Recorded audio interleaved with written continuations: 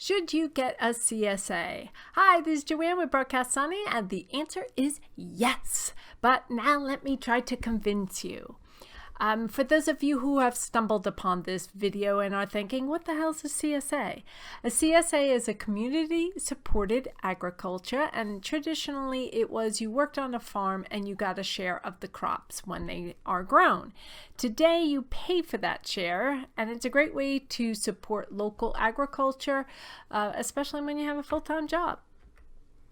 So the pros and cons in getting the CSA, we'll start with the cons. The first is you have to pay up front, and although the cost I find is about what I pay in weekly vegetable shopping, paying it in one lump sum is, well, a lot, and you may need to save for it.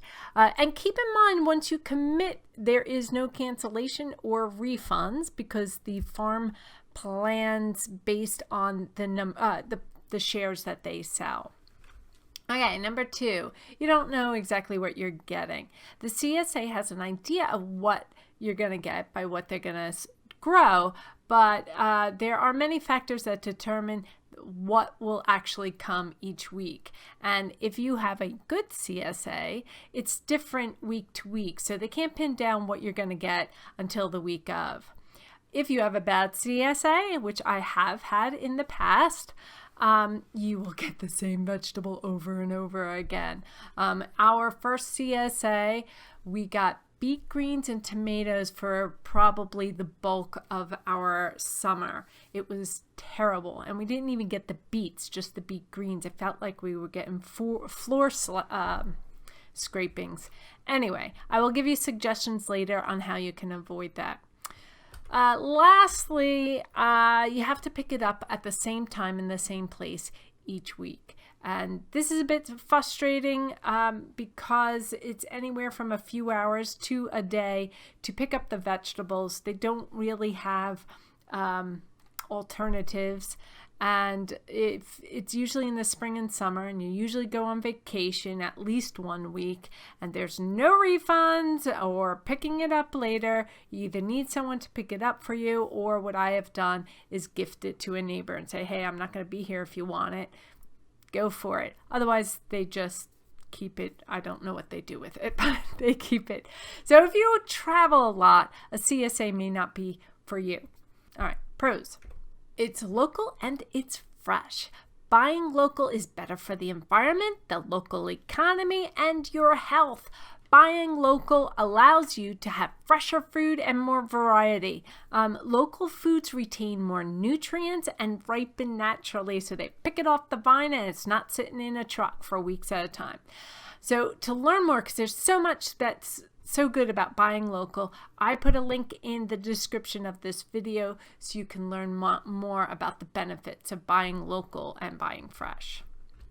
It is typically organic and non-GMO. I can't guarantee that, so check the CSAs beforehand, do your research. But every CSA I've seen, it has been organic and non-GMO. And then lastly, you know where your food is coming from. You're building a sense of community, and in today's society about being online all the time, that's hard. I have become more aware of the foods that I'm eating and have developed a sense of appreciation and gratitude for it. I understand that this is psychological, but I think that has made me respectful of what I put into my body, which makes me more healthy. And really, let's face it, psychological does make you more healthy as well, if you are in a positive attitude. Okay, so other factors you may want to consider is that, like, my CSA offers more shares like meat, eggs, cheese, flowers. I think they have bread as well. Some of these are in conjunction with other farmers, and some of them they do themselves. So there's that. And also, I thought I'd say something between the farmer's market versus a CSA. I am not against a farmer's market. Love the farmer's market. Did that between my two CSAs. But I will give you the reasons why I like the CSA a bit more. The first reason is I end up with more vegetables than when I buy from the farmer's market. For some reason, I don't buy as much. don't know why there's a hesitancy, but there is. I end up going to the supermarket to supplement what I didn't get at the farmer's market. I also end up, now with a CSA, I end up with a variety of different vegetables, which I always think is better for you, that I would probably not do at a farmer's market because I always buy what I know. The CSA kind of challenges you with new vegetables, which is fun. I'm not against the farmer's market.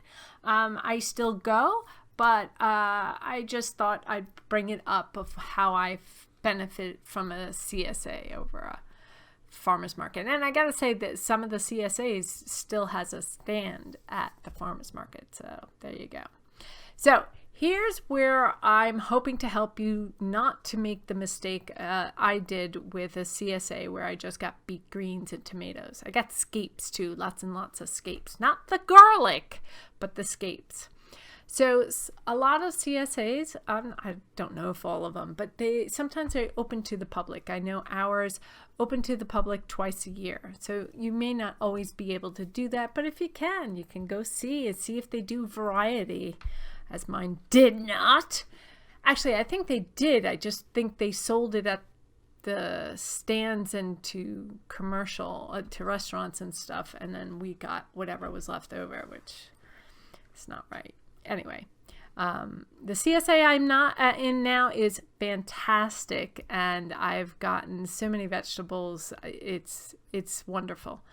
The second way you can decide is contact the farm. And frankly, if I had looked at the website of the two CSAs I have been in, I would have picked the one I'm in now first.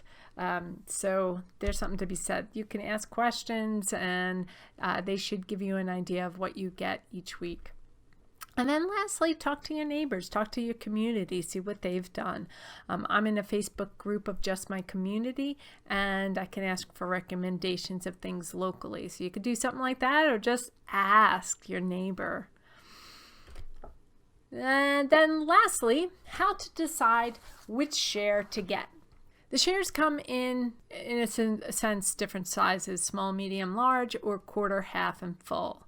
The CSA's website should have on it what each of these shares mean. I think quarter in ours is 1 to 2 people, half is 3 to 4, and then full is 5 to 6. And I get a quarter share even though I have a family of 4, and I'll explain why in a minute.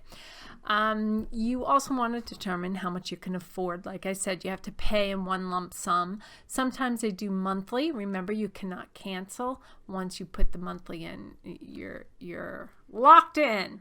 I think in some cases you can go up a share, but you cannot cancel nor go down. And then, okay, so this is one of the reasons why I didn't get a half share. It's because I supplement my share with my own vegetable garden.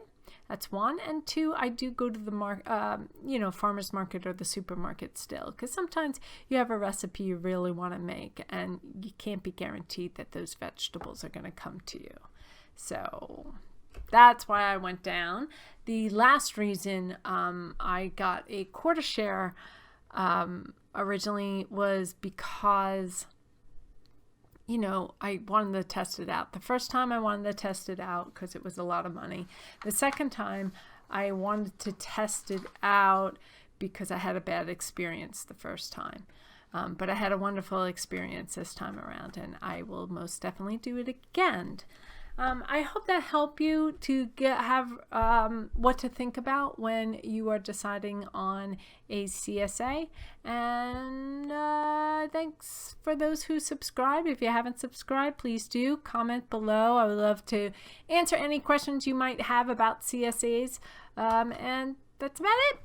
See you next time.